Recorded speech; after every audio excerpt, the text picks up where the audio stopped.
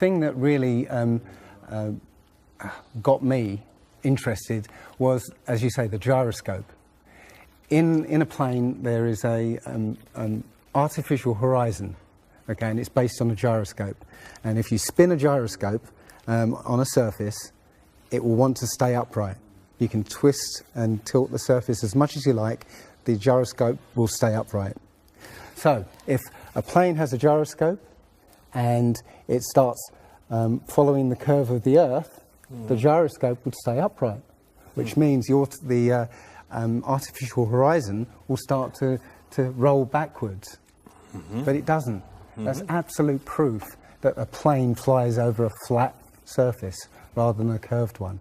Because I asked the pilot on my last flight, you know, do you ever notice the artificial horizon rolling backwards? He said, no, but the artificial horizon has complex electronics in it to make sure it knows where it is on the Earth and it compensates.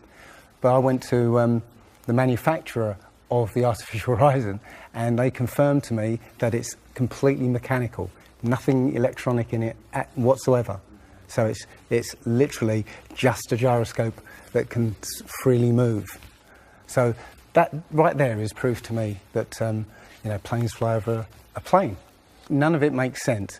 The problem is that we're taught as children, you know, this ball Earth lie, and you know, you might ask as a child, you know, what about the people in Australia? You know, they're standing on the bottom of the globe, won't they fall off?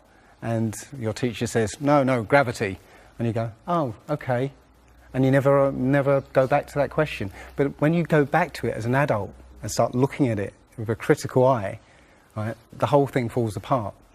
As you say, the globe is spinning at 1,000 miles an hour.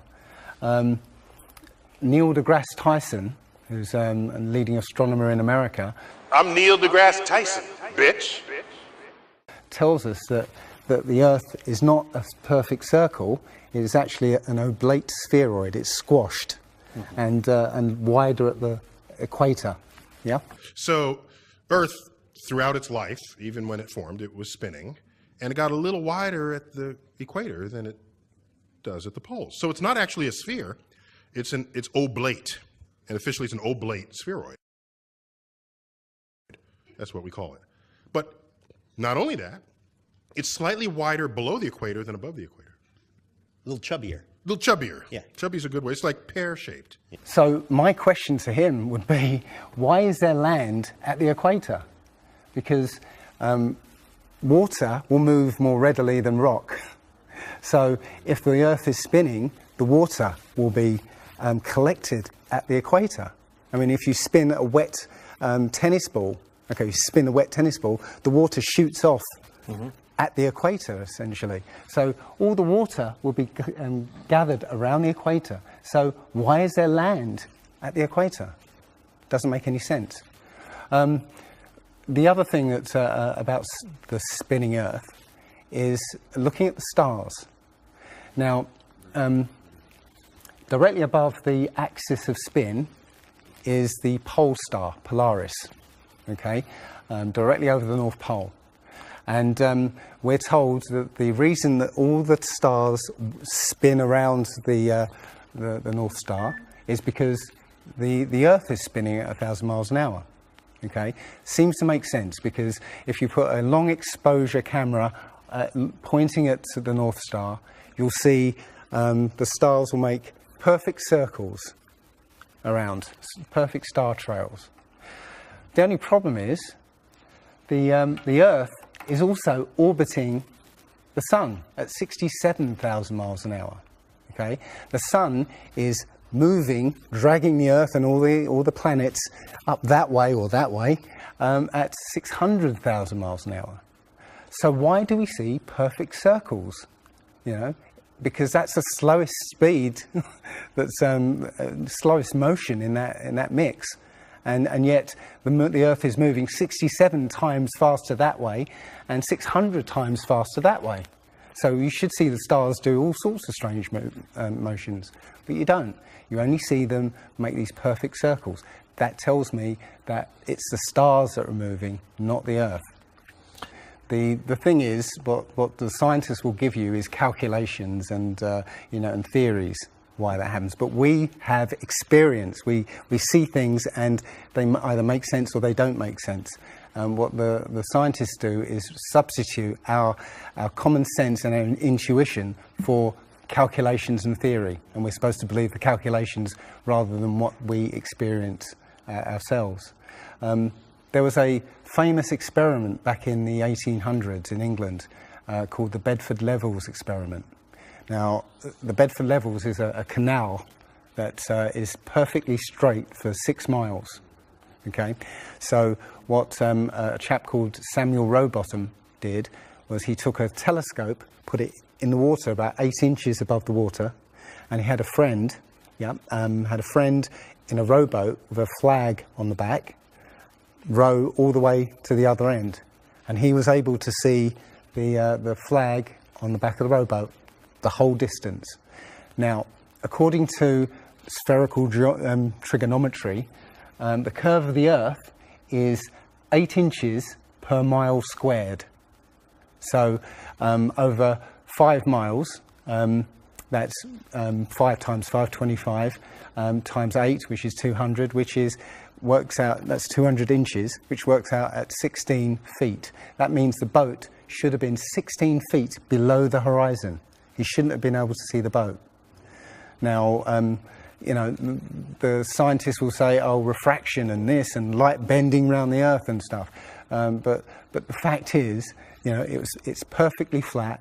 And he in his book, he puts forward many arguments that show that, or many experiments that show the Earth is always perfectly flat. They say that you see the mast, go down last. It's literally just the way your vision works. Yeah, it's perspective and atmospherics basically. The limit of your vision is supposedly 3 miles. And then after 3 miles, you're supposed to see the boat start to go over the horizon. It's funny that Neil deGrasse Tyson again says that, explains that you can't see the curvature of the Earth from a plane. He says this, you can't see the curvature of the Earth from a plane because you're not high enough. The Earth is so big that you can't get high enough to see the curvature.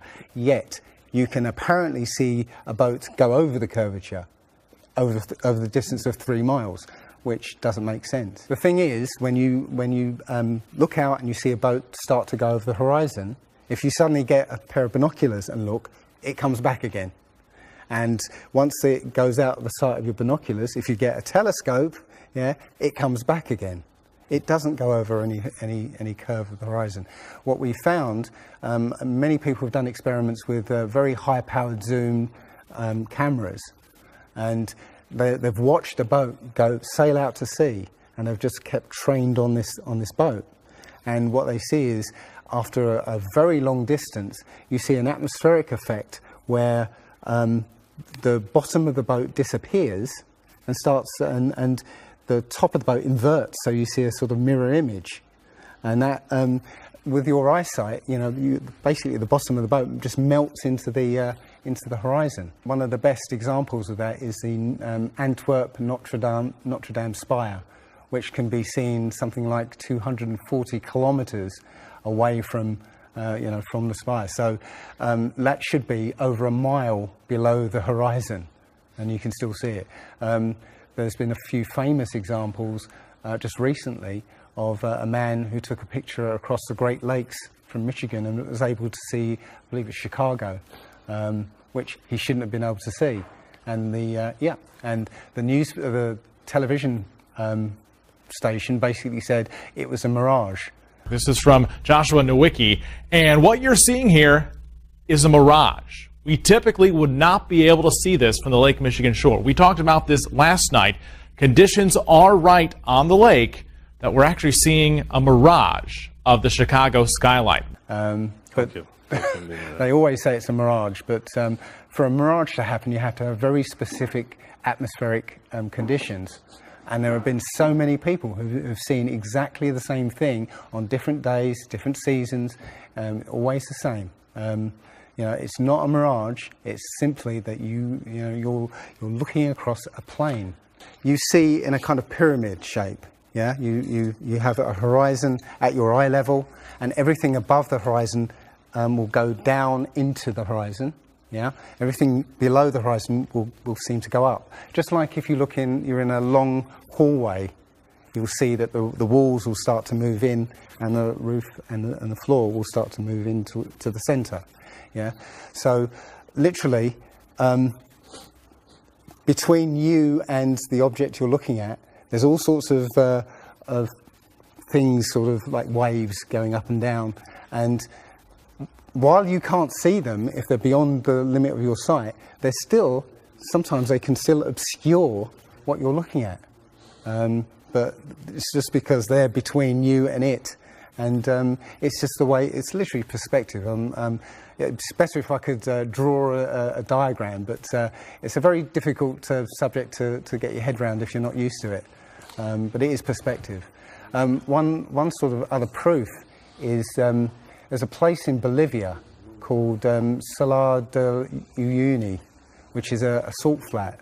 It's literally 100 miles wide one way and 80 miles across, and it's perfectly flat. And when it rains, literally you get an inch of water, and it looks like a perfect mirror. Now, how does that happen on a sphere? Yeah, it shows you that, you know, if you're one end of this salt flat, you can see perfectly clearly the other end 100 miles away. So it's just showing you that you know, the Earth is flat, and without the effect of the waves in the sea, you'll be able to see a whole lot further. If you were to go to NASA and download one of their photos of the Earth in the moon's sky and put it in Photoshop, okay, drop the saturation and the levels down, you'll see that the Earth has been pasted in, because you'll see a rectangular box around the Earth. It's all fraud, it's all fake. Pretty much everything NASA puts out is fraudulent. There are no images of Earth from space. The only one that NASA actually claims is a photograph was from 1972, and it's the famous picture. It's got Africa sort of near the top, and it's the same picture they've been using for the last 40 or 50 years in every textbook. Every other image is what they call a composite. It's Photoshop. There was another layer to sort of simulate the atmosphere. And then there's this little bright spot. It's called the specular highlight. So it's the reflection of sunlight off of water. Those are the pieces, but you can't just slap them all together. It just didn't look realistic. It looks kind of flat, or the clouds are sort of too see-through. So I just hit Command Z a lot. There's artistry to creating the world. What I imagine it to be. Unfortunately, I'm not an astronaut. I've never been to space. But I've looked at these images over and over again, trying to sort of get the essence of it. It is photoshopped, but it's has to be. It is photoshopped, but it's has to be. It is photoshopped, but it's has to be. It is photoshopped, but it's has to be.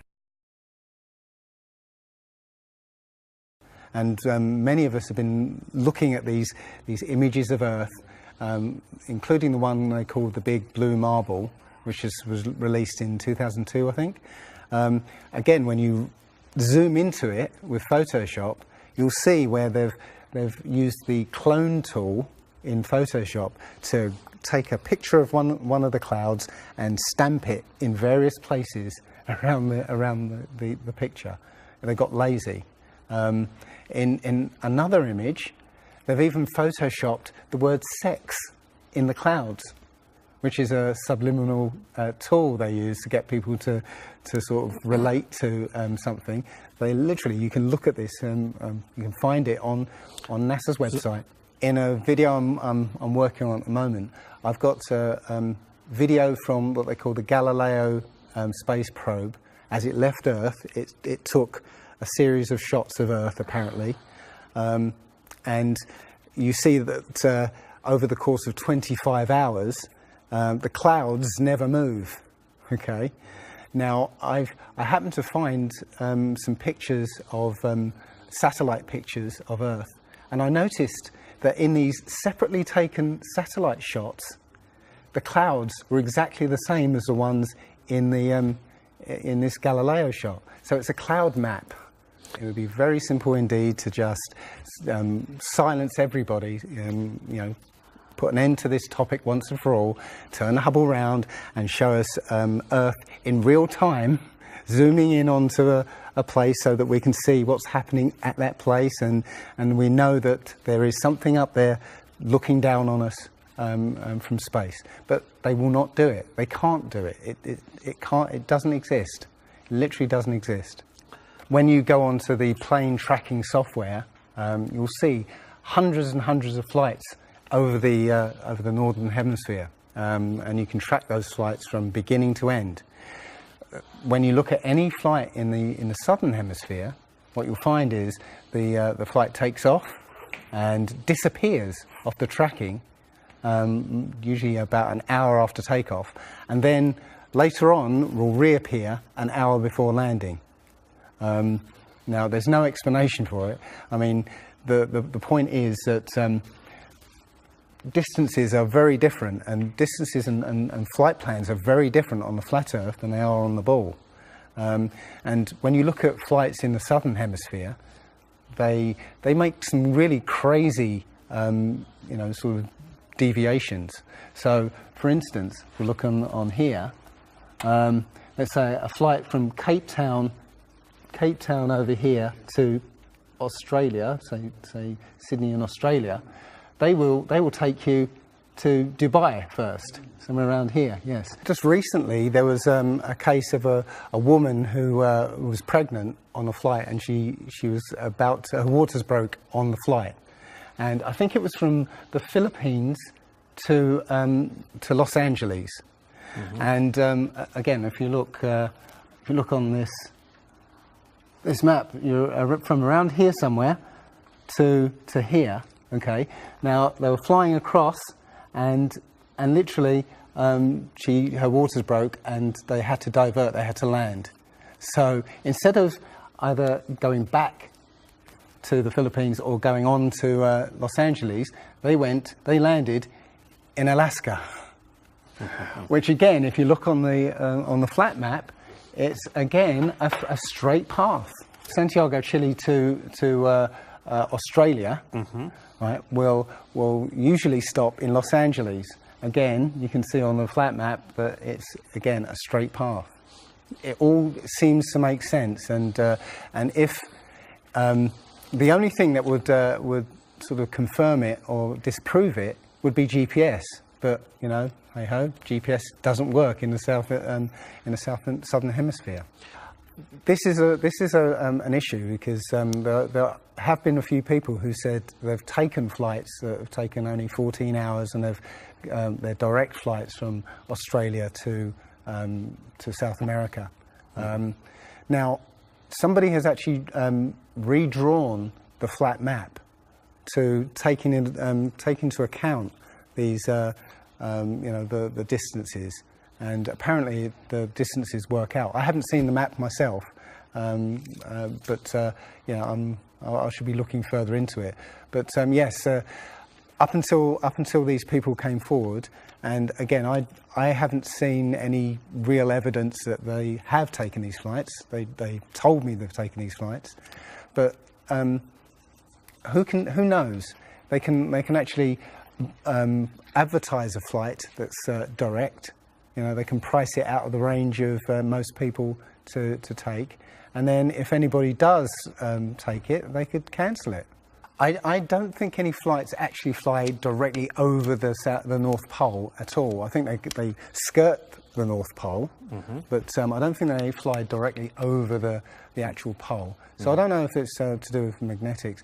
The only thing I do know is that nothing flies over the South Pole, because again, on a flat map, the South Pole, the continent of Antarctica, is the ring around the Earth. So you know, you can't fly over the ring and get anywhere. That's why we're not allowed to go there. I mean, think about it. It's the only treaty that's all these countries have signed and never broken and completely agreed on. It's the only one. And what treaty is there that everybody's agreed on? We're being kept away from it for a reason. They have some scientific bases there, and literally it's controlled by the military.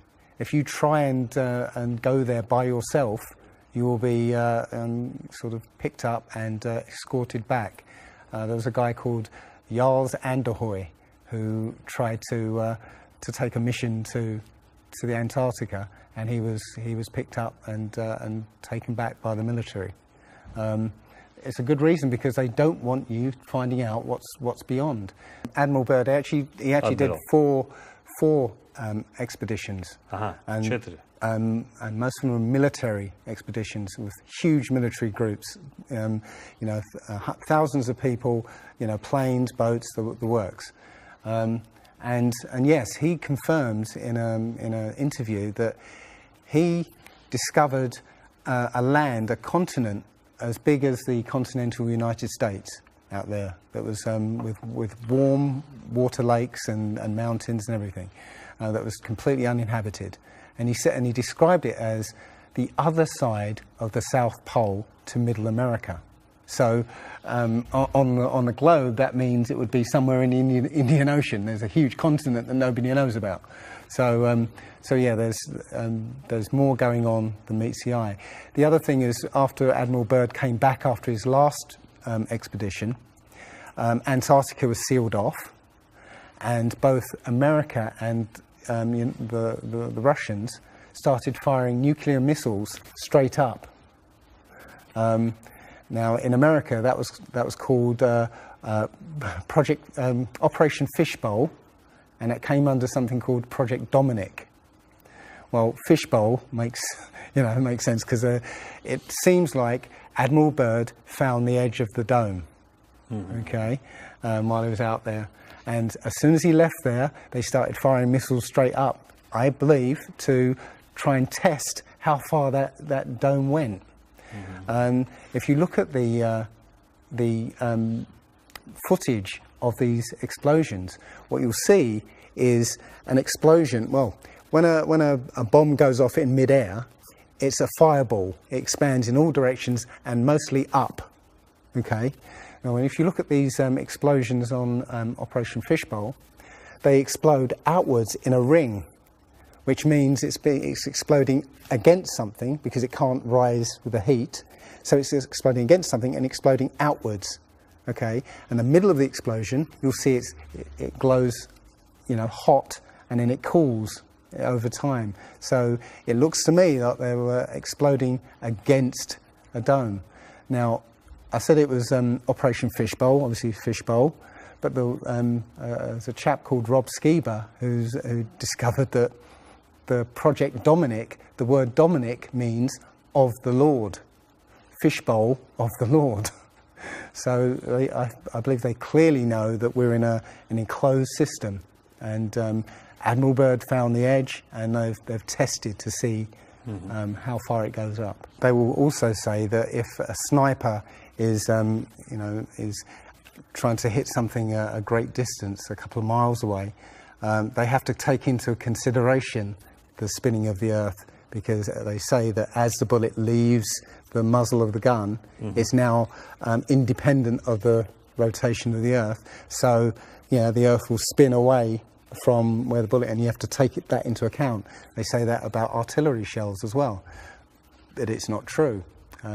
If that was true, a sniper would have to spend ages and ages calculating how to make that shot, and they don't. They literally take into consideration the wind and the elevation, and they don't take the Coriolis effect into consideration at all.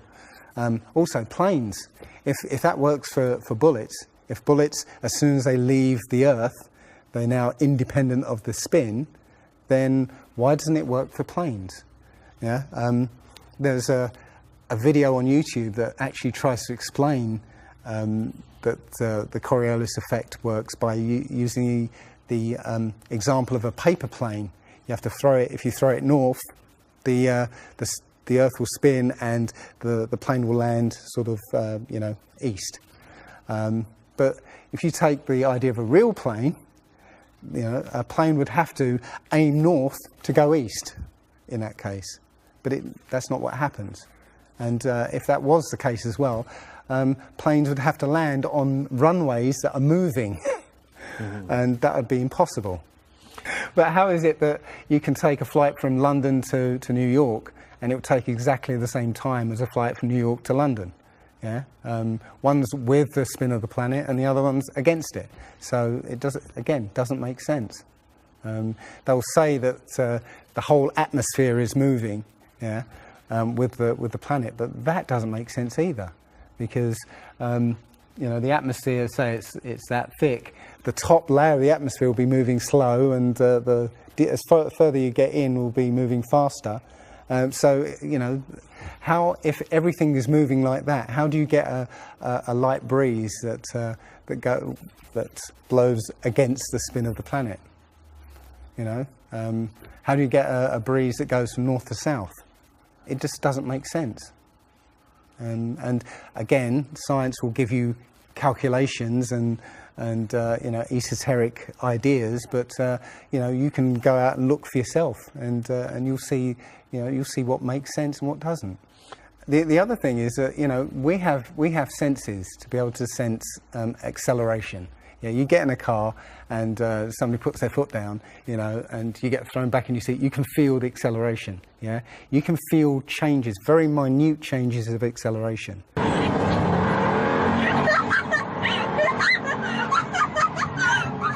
Yeah.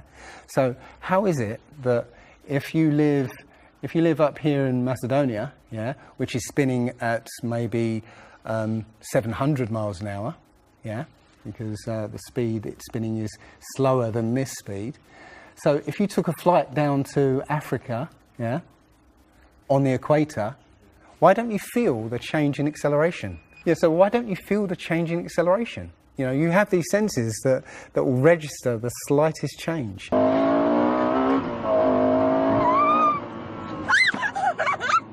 Yeah, but you get off the plane there and you don't feel dizzy, because now you're moving a lot faster. So no, it doesn't make sense.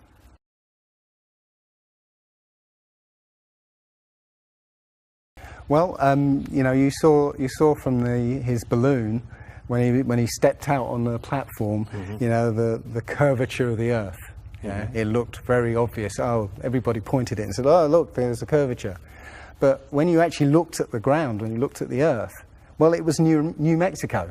That's where he jumped. The whole Earth that you saw there was New Mexico. So if that was a curvature, the Earth must be very, very small indeed, and New Mexico must take up a huge part of it. Yeah, it was a fisheye lens to curve that, to make that curve. And when he jumped, it took, I think it took him like 2 hours to get to that height. Yeah, he went straight up. In that 2 hours, the Earth should have rotated away quite a distance. But I think he only landed something like 70 kilometers away from where he sort of went up in the first place. And that can be attributed to the wind. So no, I mean there's no proof whatsoever. There is so much to this. As I said, if you start looking and asking questions about the very basic things, you'll find that the answers you were given as a child just do not make sense.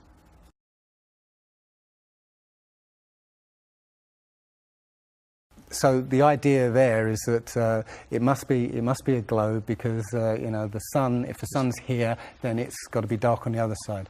Well, the thing about the sun is that we're told it's 93 million miles away. It's not. It's actually something around 3,000 miles away, and about 34 miles across. That might sound really crazy, but if you look at look out on a day that's got broken cloud, you'll see that the sun rays will come out at an angle. Most people have seen this. The rays come down at angles. If the sun was 93 million miles away, then all the light will be coming parallel. So if you imagine, there's no way to show 93 million miles, but something way, way over there, all the light that reaches this globe will be parallel. There's no way that light can come that far and spread out like that. Now, if you follow those light rays, you'll see exactly where the sun is. And as I said, it works out to be about 3,100 miles. Now, if that's the case, and the sun is circling over this flat plane, yeah, its light range is limited. So it's illuminating the part of the Earth it's like over at the moment. So, say over Europe, it might, or over South America there, it's over there. Well, Australia's going to be in the dark because the sun isn't going to throw enough light to illuminate Australia. Yeah. Now, most people say, well, I see the sun rise and set. How can that be if it's just going round in a circle? Well, that's perspective again. If you actually see video of the sun coming up and going down, many times you'll see that the sun starts off as it's coming up very, very tiny, and it gets bigger as it gets closer to midday and then gets smaller again. It's literally that effect of perspective, you know, with something's above you, like the ceiling in a hallway, yeah, as it goes further away, it will seem to sink down towards the horizon until it disappears beyond the limit of your sight. And that's all you're seeing. You're seeing literally the sun circling overhead, but seeming to set.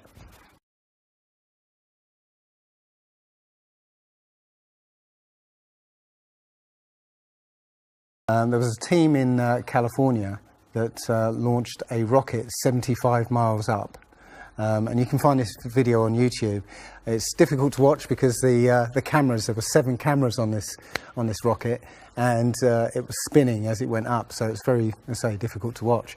But this chap, Refi, studied this video meticulously, looking for some kind of mistake or some kind of evidence, and he realized that he could see the moon.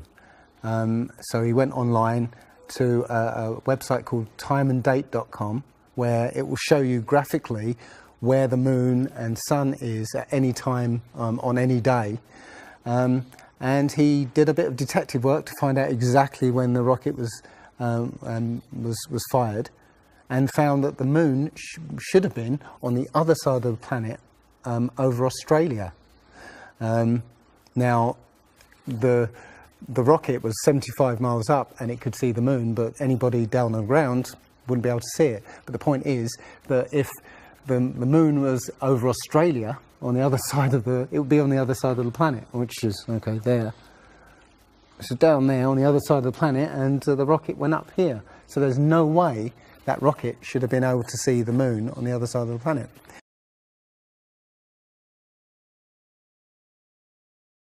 If you watch the trajectory of the space shuttle, it doesn't go straight up. It always goes in a curve and out to sea. The point is that they actually go horizontal. The space shuttle goes horizontal. It never goes any further up. It goes horizontal, very, very low down in the atmosphere, because it drops its external tank while it's still in the atmosphere. So, you know, it's still in the atmosphere while it's horizontal, so it never gets any higher, and it goes out of sight, not because it goes too high, because it goes too far downrange. And it seems that nobody's ever on the space shuttle, and the proof of that is the Challenger disaster. In, I believe it's 1986, the Challenger exploded just after takeoff and killed 7 astronauts. But it turns out that 6 of the astronauts are still alive, and most of them are using their original names. And you can find pictures of them. They're using the same names, and they're doing ordinary jobs now. Teachers, lecturers, lawyers, whatever. But they're still alive. I think it's a mock-up. I think it's an empty shell, and literally just dishes in the sea, out of sight.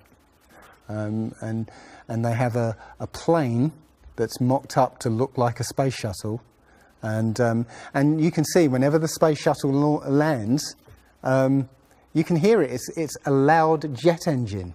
You watch any video of the space shuttle landing, you can tell it's a jet engine. It's a jet-powered aircraft. That's it. It's not a glider. In my video, I show you a glider, how that seems, and then I show you the space shuttle, and yeah, it's not a glider. It's an aircraft, and that's what they're fooling us. They're taking billions of dollars in and giving us images and fake planes for that 10 billion, you know, however many billions of dollars it is. That you've got the external tank and the space shuttle, yeah. It's like horizontal at this point, and then they drop the tank. Okay. Now the space shuttle isn't powered at this point because the tank has all the fuel. Yes. Okay. So when the engine stops, the tank is dropped. Basically, the space shuttle and tank should follow the same path because neither of them are powered. They should both fall in the same way. Now, because the tank has all the fuel, those pods on the back of the space shuttle aren't fuel tanks. They have a very, very small amount of fuel in there for orbital maneuvering. But from this point, which again is still in the Earth's atmosphere, because the tank, you know, is falling there, it now has to go from there into orbit. They haven't got the fuel there to insert it into orbit.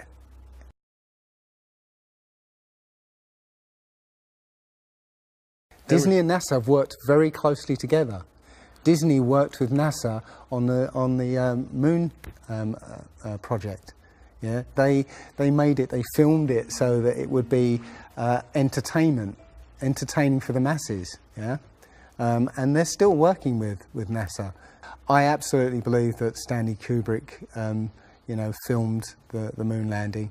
He left a few clues just to say, so that, you know, like Michelangelo. Yeah, so that we eventually would know that this was his work. Yeah, I did this. It's a joke. It was meant to fool people in 1960s. So you got like clear footprints, but yet you don't have where an impression where the pads of the lunar lander were. Or a blast crater where the engines were blasting downwards, and also the camera followed the capsule straight up, right, and it followed it very precisely, right, and it stopped when it started to pitch over, right. Now NASA says, oh, we did it remotely. Well, there was a 2 or 3 second delay between sending signals and the camera starting to respond, and then another couple of seconds for them to see what's happened. So it's next to impossible to get that sort of accuracy with that kind of and it's only done once. I mean, they can't sort of keep doing it over and get it right. You know, they do it once and they got it right the first time. So no, it's either they left an astronaut on the moon to film them, or it was fake. It was fake. It was absolutely fake. There's not too many people involved in this. I mean, NASA controls space as such. The other agencies, have popped up, but literally it's a money-making scheme. NASA makes, you know, hundreds of billions of dollars a year. Dobra, Rusi. Okay. The Russians, okay, they're getting in on the act as well. You know, they make money from this. And have you seen the imagery that they put out? The Chinese have put out, or I think it was the Japanese have put out images of Earth from the moon, and it looks even more fake than NASA's ones. It's a money-making scheme, and they're all joining the bandwagon. But you know, that isn't the first thing that's been hidden over the years. I mean, we're all driving petrol cars because 100 years ago, the Rockefeller family basically cornered the market on oil, and the car industry was going electric. So, you know, all cars would have been electric from the get-go. But they basically forced everybody to use petrol cars, and have hidden this secret. And literally, you know, we could be running around in electric cars that have unlimited mileage by now, but we're still using these 100-year-old machines, dirty machines, because of a secret that's been kept. It's easy. If everybody's been trained into believing that this is real, right? And there's space, and it's within our interest to explore space and you know, go to the moon, go to Mars. Yeah, people will pay for it, and they're making billions. And yeah, there's more to it, because I believe there's a big deception coming, and it's to do with aliens, because now since Roswell, 1947. That was the first time anybody had ever understood the idea of aliens. But since then, we've been bombarded with science fiction and the idea of aliens. And most people believe there are aliens out there. So they've prepared us for an alien invasion or an alien saviour. And I think the flat Earth came along at the right moment to educate people, to make people believe or understand that we've been lied to. And if you know, as I know in my heart now, that is real and this isn't, I will not be fooled by aliens coming, because there are no aliens. There's no space. Yeah, it's all fantasy by Disney and NASA.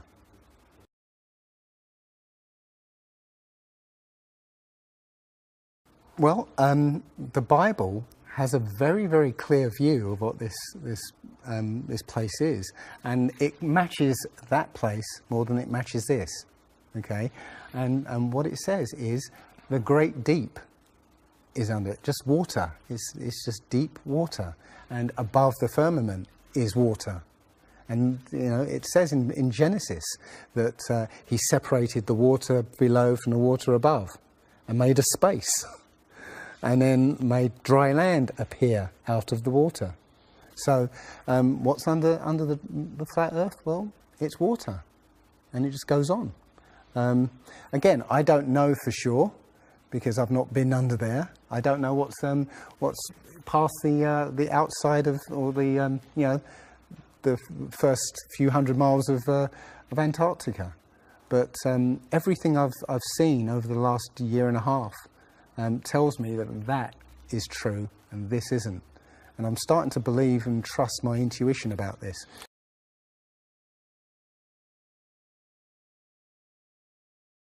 Nobody has actually really gone all the way across Antarctica. Yeah. Now, there are millionaires out there who could, you know, assemble the resources to make an expedition and completely, you know, go across and chart Antarctica and make a name for themselves, being the first person to do that. Yeah, but nobody ever does. One thing I was going to say, which is slightly totally off topic, but the topic I really want to go to is that people, ordinary people, have become scientists through this. Okay. You know, the science community is ignoring a lot of the things that we're looking at, and so normal people are going out and doing experiments. And one of the experiments has turned up an amazing fact that we've not been told, and it destroys the whole idea of this heliocentric system, and that is the moon. If you get a piece of card, put it on the floor, and sort of you put another piece of card to act as a barrier for the moonlight. So you have the moon above, card on the floor, and a piece of card in front to shield half of the card. Yeah. Now, a lot of people have these laser thermometers. Now, you can actually measure the temperature of the moonlight next to the temperature of the shade of the moonlight, and you'll find the moonlight is colder than the shade, the opposite from the sun. So the moon is throwing out its own light, and that light is the opposite from the sun. Now, that tells you that it's not reflecting the sun's light. It's producing its own, and its light is different from the sun's. So, you know, the scientific community have not told us this, because they won't tell us this, because it destroys this idea that the sun is, you know, is lighting up the moon.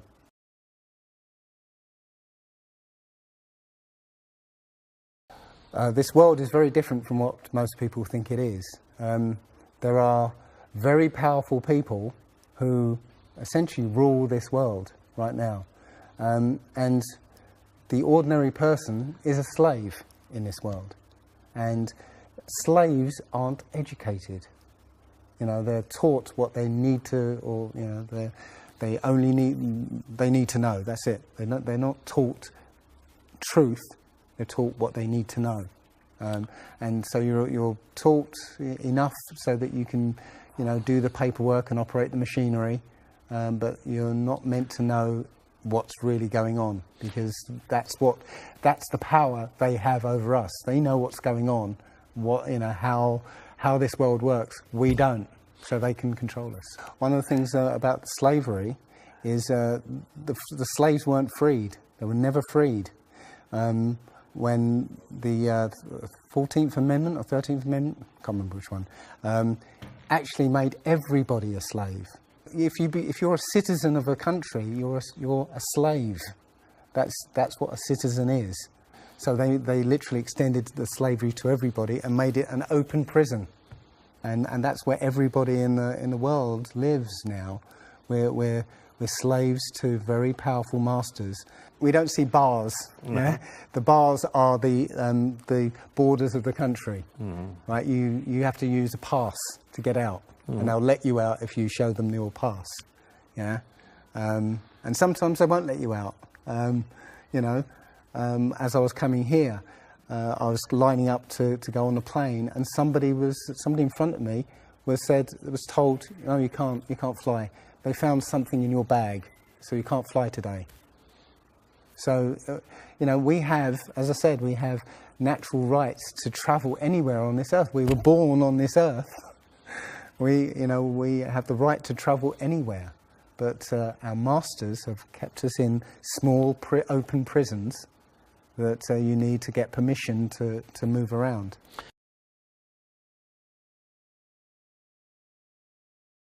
This idea that, billions of years ago, nothing exploded and then everything came out of that nothingness, ridiculous. But they try to make you believe that the idea that a supreme being, a creator, created this is ridiculous compared to that idea. I mean, if you look at it objectively, I would lean towards a creator, because there's so much that points to the fingerprint of a creator. But it's no less ridiculous than nothing exploding and becoming something. In my opinion, the Big Bang theory and the theory of evolution and the ball Earth theory are all interlinked, and they're all there to make us feel as though we're insignificant. We're small, tiny, miniature, unimportant pieces of slime crawling around on a speck of dust in an infinite universe.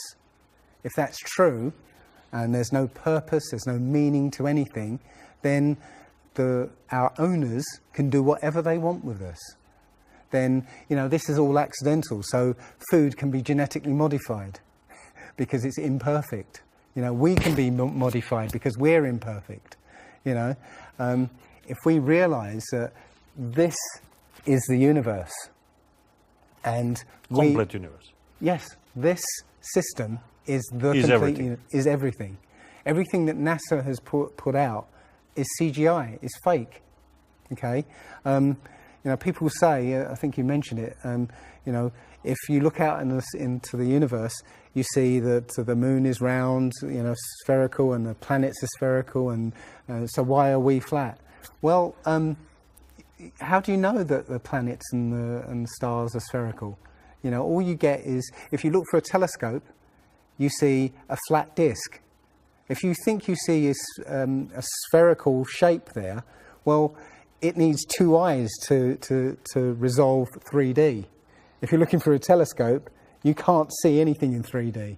It's going to be flat anyway. So all you see is a flat blob of light. It's only NASA that's given you these beautiful pictures of so-called planets and stars. Yeah. So it's a fallacy to say, well, everything else out there is spherical, so we must be. You know, how this is special. You know, so why? It's like saying a basketball is round, so why isn't the court round? You know, it's a fallacy. So this idea of a ball Earth, theory of evolution, the Big Bang, is all about making us feel nothing, so that we can be used. If everybody realised how special we all are, how unique every single life is, then this whole world would change overnight. We wouldn't allow ourselves to be used by this cabal. We wouldn't allow this planet to be destroyed, because they're destroying it because, oh, it's just an accidental planet, one of millions. We've found other Earths, you know. Eventually, if this one gets too messed up, we'll go to another one. No, this is it. So if we all realise that, then we wouldn't allow all these things that are going on. It's all about control. There are a small group of people who want to control the world, and because there's so many of us out there, you know, they can't control us directly. They can't, you know, this small group of people can't, you know, come round to all of us and control us directly. So they must use our own minds, our own hearts and minds against ourselves. And this is what they've done. They've educated us into this world, into this globe spinning, you know, heliocentric Big Bang evolution world, which makes us nothing.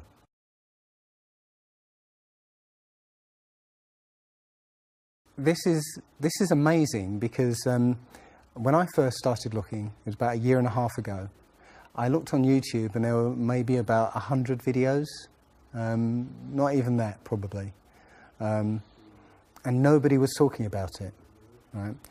And then over 2015, it exploded.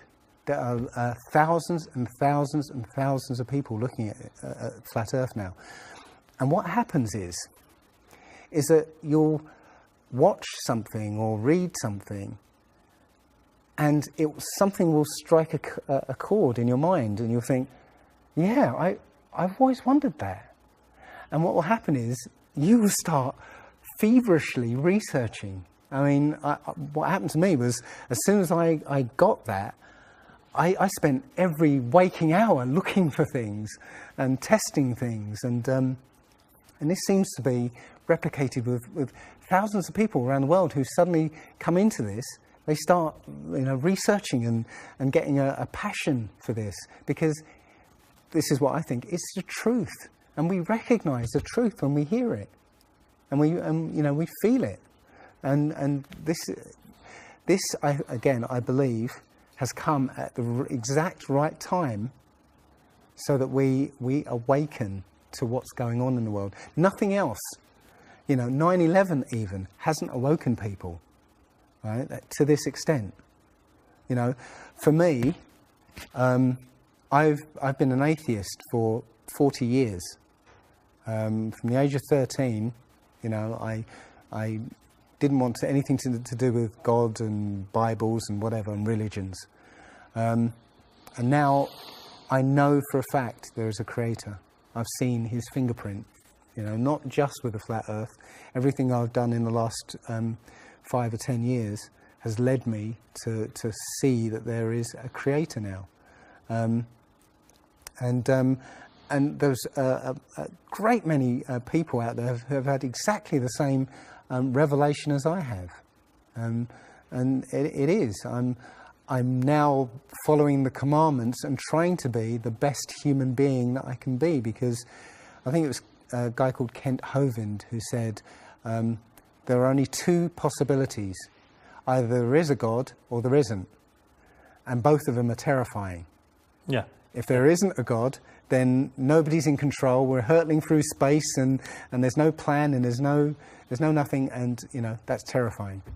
If there is a God, then we'd better find out who he is and what he wants and do exactly what he says. And it turns out that he gave us very specific instructions on how to live. And they're not rules as in, you know, laws that you must follow because you know, or put you in prison if you don't. No, these are rules to live by, to make a harmonious world. You know, don't harm anyone, don't kill anybody, don't steal from people. You know, don't covet people's items. You know, Don't lie. Don't lie. I mean, these things are written in our hearts anyway.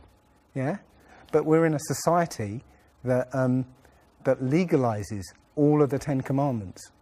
You know, the policemen and soldiers can kill. They're allowed to kill. Yeah, you know, Politicians can lie. They can lie. They're lying all the time. They're actually. lying all the time. Police have been told that they are allowed to lie to try and get to catch somebody. Yeah, they're allowed to lie. Everything in the 10 Commandments is legalized in this society. That tells you who runs this society. Yeah. So yeah, this is a profound movement. I don't like using the word movement, but it's a profound shift in consciousness for people because, and like any other topic that's come out in the last few years, this one has made people realise that they've been lied to.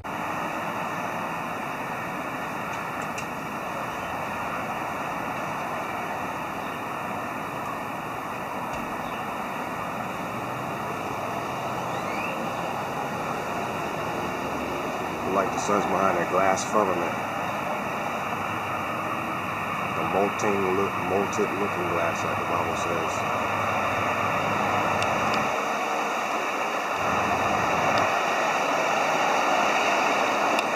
They're going up, and the astronaut thinks he's leveling off this way, going around, when in effect he's leveling off this way, and he goes around in a circle, this, like so. The farther out he goes, the less he sees of the Earth. He makes a bigger circle, he can make as big a circle as he likes, and which is in effect exactly the same as if he was going around the world this way and going out farther, he makes a larger orbit. Through time-lapse photography, the velocity of these clouds has been dramatically increased. While they were actually drifting over the mountains at approximately 27 miles per hour, they now have the appearance of moving at well over 100, 4 times their normal speed. If the clouds were stationary and the Earth was revolving underneath them, this is how it would appear if the Earth was spinning at 100 miles per hour. Yet we're told that the Earth is spinning at 10 times that speed. Consider this. Those who maintain that the Earth is a globe that spins suggest that people standing at the equator are being whirled around at approximately 1,000 miles an hour. They further maintain that the Earth is spinning around the Sun at a speed of 67,000 miles per hour, and that our Sun is supposedly racing around the center of our galaxy at some 600,000 miles per hour. And yet, you and I both know that on many days it's possible to stand outside without a single hair being messed up by the breeze. You put your hand outside a window of a car which is going even at 80 kilometers per hour, a terrific wind goes blasting by and pushes your hand back. Imagine putting your hand outside the window of a car that's going 1,600 kilometers per hour. We just take your hand right off. With a sphere of 4,000 miles radius being spun round once every 24 hours, a little bit of calculations will show that that person there is being spun round at about 1,000 miles an hour and doesn't know it. I mean, this is obvious nonsense. You go on a merry-go-round and it goes, I doubt, more than 10 miles an hour, and you get off all dizzy. You mean to tell me that people can be spun round at approximately 1,000 miles an hour and not know it? Why, if this is so, this whole room that we're in is supposedly being spun round at something of approximately that order of speed, and we don't know it? There's all kinds of evidence for the phenomenon of what's called continental drift. This means that the continents are able to move as if they're floating on a fluid.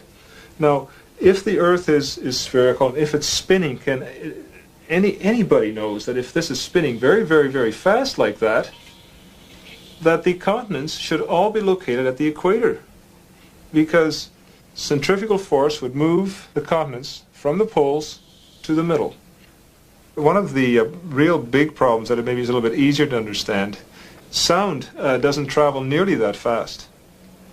So, for example, if you're at the equator and you wanted to shout to warn somebody, it's quite possible they could never hear you, because if you're shouting, say the Earth was spinning in this direction, and you're shouting in that direction, the sound could never catch up to the person who's, of course, being carried away by the Earth.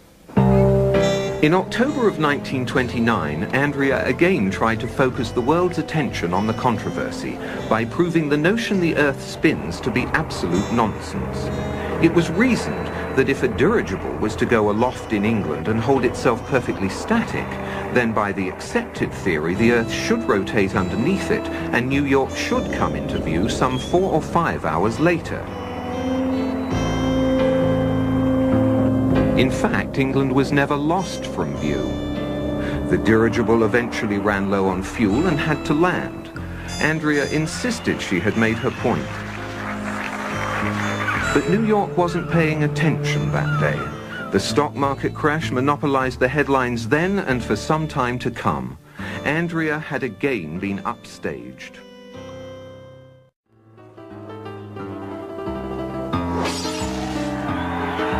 By November of 1938, Andrea was prepared for her second attempt to reach the edge. A consortium of financiers were providing her with a plane and a large enough crew to make a legitimate go of it.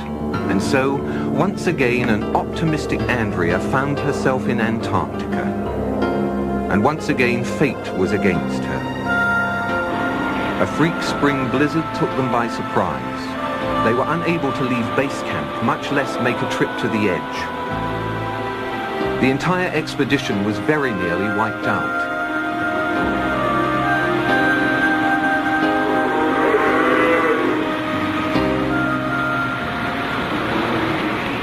That was the last attempt Andrea made until 23 years later, when she set off alone by snowmobile in 1961. Until recently, that was the end of the story.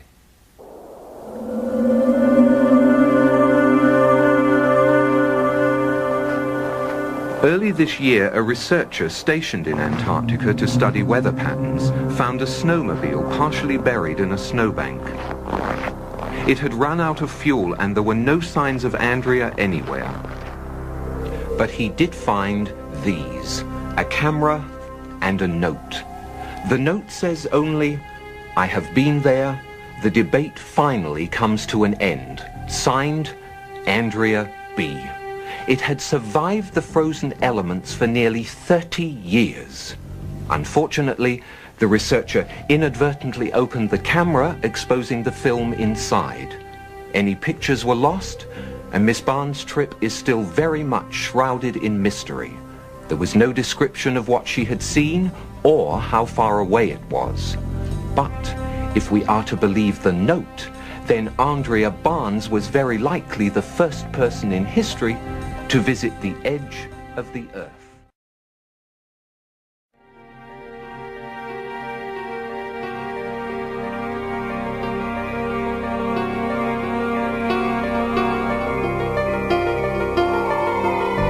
Now, what you don't know, you eliminate. And that's in my opinion, is what the globular Earth theorists have done. They've just eliminated what they didn't know. The more honest approach is the flat Earth approach, where you say, well, we don't know what's at the ends, but the ends are there. Little video of the sun and the moon, something rather strange. There's a bit of a flat horizon there. What you can see here, it's like the Andalusian Mediterranean, is the sun's fully in the sky. And also, the moon is fully in the sky. But we can't see all of the moon. Why is it not full? We're told in mainstream science that the sun's angle to the moon creates the phase. and the moon's completely lit by the sun. So why is that area of shade not lit? The whole sun can see the whole moon in the sky. So it doesn't make sense. I think people are looking into books and televisions more than looking with their eyes, maybe. Also, this phenomena we see, I mean, it pretty much proves the moon's, the sun's not 93 million miles away and the moon's not, 250,000 or something miles away. Or you get a completely different phenomena. They're both probably within 1,000 miles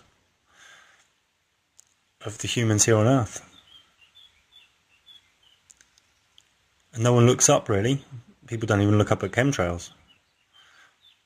There we go, sun and moon in the sky. Both can see each other at a complete straight angle. And the moon's not full.